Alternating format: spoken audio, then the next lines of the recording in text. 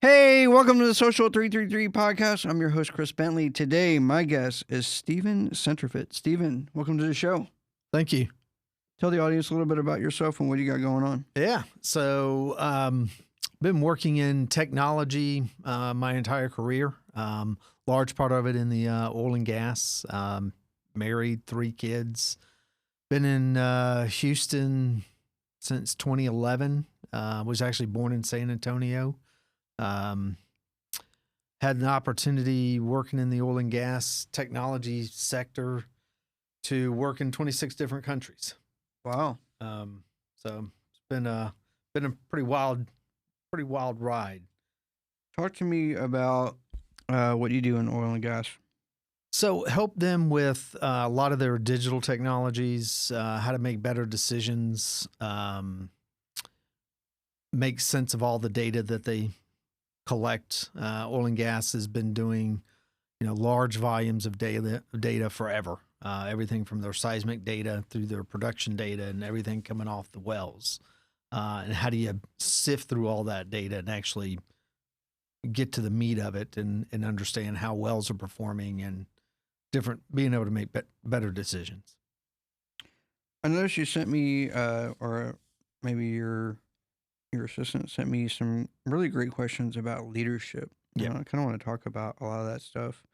I've had some people on the show that do leadership, and they always talk about like how leaders aren't born, they're made, and I kind of think vice versa because I've been a leader, I think, for ever since I was a kid. I started out doing entrepreneurial stuff. I shovel snow, wash people's cars, pretty much anything. And then I was like, well, this is really cool, but it'd be great if I had like a helping hand, so then I could wash 2 cars at the same time I'm washing one, right? And then you start getting entrepreneurial, and eventually, that leads to other stuff, and you kind of know how to lead people by example, different ways, different stuff. And there's tons of books. I've read a couple already that the guests have brought over for me. But talk to me about a lot of the stuff that you see with what you're working with. So I know that with oil workers and gas workers, from what I've seen, I've never personally been out there, but what I've seen is that it's pretty tough work for long hours at a time. Yeah. It is. And they're looking for simple, quick ways of making decisions. And even with the company that I'm leading right now, as president, we put in those solutions. And from a leadership standpoint, helping even them make the right decisions. And a lot of it comes down to kind of being a player coach. And it's something that I kind of stumbled into, and then actually had some people in the field in oil and gas and that were working for me that said, yeah, that's how you go about this. And it's a different model where you actually participate in the work. You're not micromanaging, but you're getting into the work itself. And when there's problems, it becomes easier because your team or your client, whatever the case may be, sees that you're in it with them and you're not sitting back and just giving instructions or commands and things like that. That's how I've always been. What was that movie, Broken Arrow, with Mel Gibson, right? So when he talks about, I'm going to be the first person off the chopper and I'll be the last person on the chopper. That's kind of how I do it too, is that I'm out there. I couldn't see it any other way, where I follow a lot of special teams, and SEAL team stuff, and I watch a lot of their stuff. And when you move to a certain level with them, you go into command, and you have a command center, and you're basically listening to mics and watching video and stuff like that. I couldn't imagine being that, because anytime I was in a role where I was like that, a lot of people they don't look at you the same way, because they don't they don't feel like you're a part of them, because you're not getting your hands dirty anymore. Right. Or you're not getting your butt kicked, Right. and you're so I can imagine out in the oil fields where it's bad weather, or you got a problem with the well, or there's a problem with some equipment, and You can't just be up in the office chilling in a, AC or heat and then tell them, hey, like, hurry up and fix that problem, right? Yep. And barking at them if you haven't been out there doing it once before. Yourself. Yeah. Talk to me about some of the hardest parts of doing, like, being a player coach.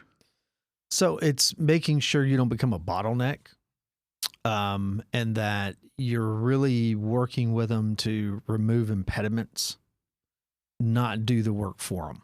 But becoming a bottleneck is an easy way to fall into that. And the other where I see a lot of leaders make mistakes is they come in and the natural tendency is, I'm going to take ownership of it. Well, player coach doesn't take ownership, right? The analogy I coach other executives and even my team on is, think about when you taught your children to ride a bicycle. You probably started by grabbing the handlebar. Well, you shouldn't do that, because when you do that, you're no longer a player coach. You're driving because you're holding the handlebar. You grab the back of the seat, even when they're first getting on it and trying to get their balance, right? You let them control it. You're coaching. And then when you start taking them down the road, you're running beside them and holding the back of the bike, not the handlebar. That's the kind of the analogy I use to describe a player coach versus somebody that may be just managing a situation. Because that manager, what are they going to do? They're going to grab the handlebar and they're going to control the outcome. Yeah, when you were saying that, I was kind of thinking something a little bit more. So, for me, I love sales. I love selling homes. I love helping families out. And I love being out in the field. And it helps me calibrate so I can feel what it's like and what the attitude is and stuff like that. So when I'm coaching my sales reps, or I'm out in the field with my sales reps, I have to kind of like let go a little bit. Mm-hmm. And what I mean by that is that I can no problem jump on that bicycle that, right. That you were just giving that analogy, right? Like if it was like a football game, because I used to play high school football, left bench, right? Jokes. But, like the coaches are going to go out there and start throwing the football. Yeah. The coaches are going to be like, okay, well, you guys suck. Let me throw on the pads and let me get out there. Well, that's not going to work. Right. So you have to kind of be like, okay, well, you're doing some stuff right, but you're not executing correctly all the way through. Yeah. Right. Yeah. Talk to me about what you really consider like the bottleneck. Is it the coach? Is it the player? Or is it more of like the communication? Typically, it's the communication. Now, there could be personalities, obviously, from a bottleneck standpoint. Communication is probably where I see the biggest challenge, and where bottlenecks happen, or if situations are getting messy, maybe somebody's getting overwhelmed.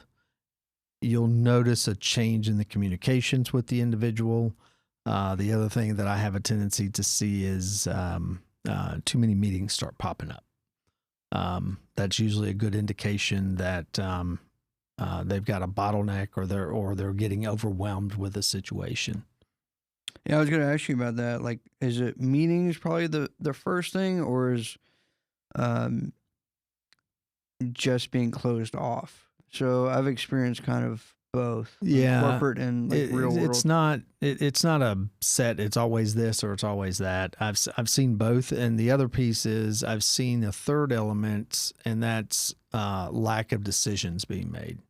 If someone is really struggling, and you need to come in to coach or figure out how do you help them get through the situation, it's where you don't see decisions. You start seeing a lot of meetings pop up. And in those meetings, nobody making a decision or communication and some of those other things we talked about. I'm really big on Tony Robbins. I'm about to go to one of his seminars. I just did one. And he has this thing where I guess it's medically proven, but if you focus, there's like a certain thing, because he had like a medical test with Stanford University, came in and like measured and all this kind of stuff and followed him around for like 3 years. he can, and a lot of other high performing athletes could do it as well. And there's a certain point where there's a lot of pressure and they become just, and I have this as well. And I think everybody has it if they just train themselves on it. They become very calm, but very focused. And when they become very calm and very focused, their testosterone level just skyrockets. And it's just like the Tom Brady's of the world, the Michael Jordans of the world, right? Right. Like if you want to put it into the sports context. And I think a lot of people, when they are in those situations, for me, it's a very good test to see really what that person's made of. Yeah. Yeah. When you see their volume go up, they're not staying calm. They're making emotional comments versus fact-based or anything like that. That typically is a good indication as well. Yeah. Talk to me about like holding people accountable. I know for a fact, a lot of times what I do is if somebody's not doing something correctly or they did something incorrectly, I'll have a saying, which a lot of my team members kind of laugh about, is like, why did you think that's a good idea? Because I wanted to hear what exactly is going through your brain that you think that is the way to go. Do you have anything similar to that? I do. I always ask a lot of questions. I just think as a leader, asking questions versus giving instructions or commands, if you will, is going to help the whole organization move forward and have better outcomes. The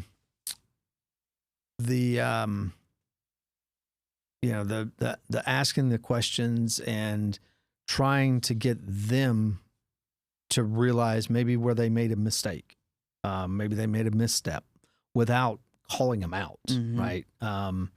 I've never seen value in, and I've been in plenty of meetings. One of my first meetings I went to at a company I worked for quite a few years ago, first meeting I went into, my boss just laid in to my new team.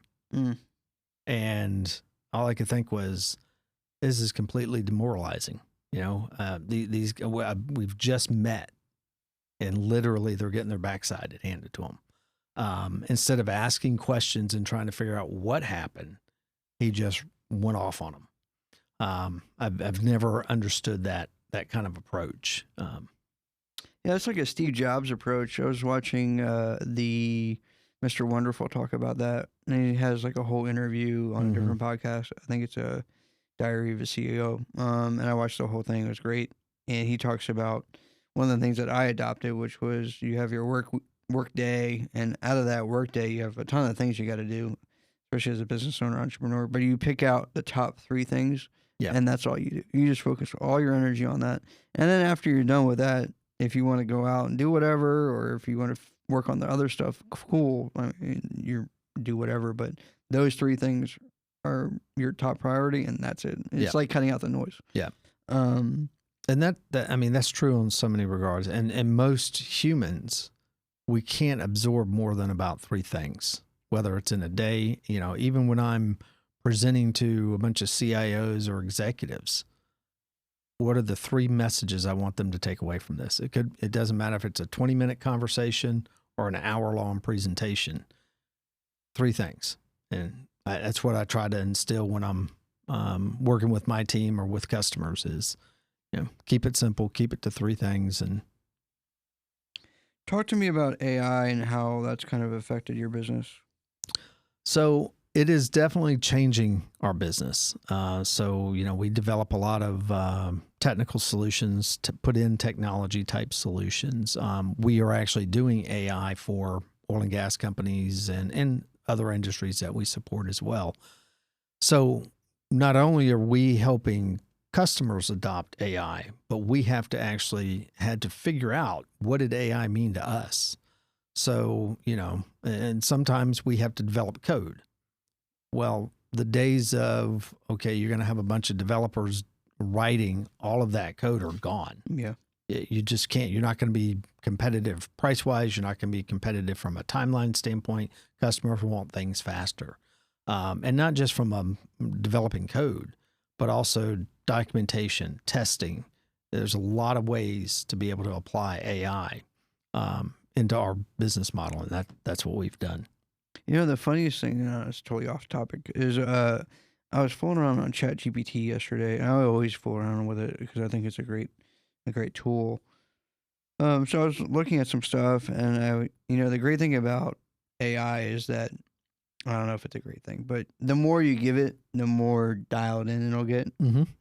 So like I was doing this whole deep dive on my company, and it was going like into whole new things I was looking at, and it was taking like 3 or 5 seconds to get me the answer. Yeah. And you know what I did? I was like, why is it taking so long? And then I had to think about this for a second. I was like, wait a second, Chris. Like, you would spend hours researching on the web to come up with the answer that you're looking for. Yeah. Or pay somebody. And it's literally taking you 5 seconds. Yeah. And you have to wait for it. And it's free. And I was like, all right. 5 seconds is pretty good. It's wild, right? Yeah, it is. I don't know why that came to mind. But so with the systems, with the AI, with everything that you're doing and the coaching and training, what have you really seen in terms of like broken systems? Has it been the coach? Has it been the players? Has it been a magnitude of both? I know sometimes when I've played for other people, meaning coaches or bosses, it really depends on the personality. I think the personality of the team is based on the personality of the leader. Yeah. And I think the people that I hire that are successful are people that are like me, that have my mindset, which is a straight hustler. Like, we're going to go out and win, winner mentality. We're champions. We're champions every day. We're going to bring home the title. No doubt about it. Like a lot of that kind of stuff. What kind of missteps or broken systems have you seen that you've coached or helped out? So, I mean, there's been a lot over the years. And why were they broken? It could have been the technology. It could have been, and in some cases it was technology. Some cases it was the process, right? They had a process, but they didn't align the technology to the process. And in other cases, it's the people, right? It typically, kind of going back to the three things, broken systems fall into one or three, or a combination of the three: people, process, and technology. So when you have a broken system, it's either one or a combination of those three that you'll run into. And it doesn't matter if it's an AI system or a traditional accounting system. That rule will typically apply. Do you see that a lot of people point the blame on bad teams versus teams that are really good? They'll just suck it up. Because I've seen that a lot. Yeah, that does happen. Stephen, if somebody wanted to get in touch with you, wanted to learn more about your business, maybe want to get some coaching, where would they go? So they could go out to our website, smartbridge.com. And you can go to the management page out there and actually directly send me a message or schedule a meeting with me. Awesome. Stephen, thank you for being on the show. Thank you. Awesome. Enjoyed it.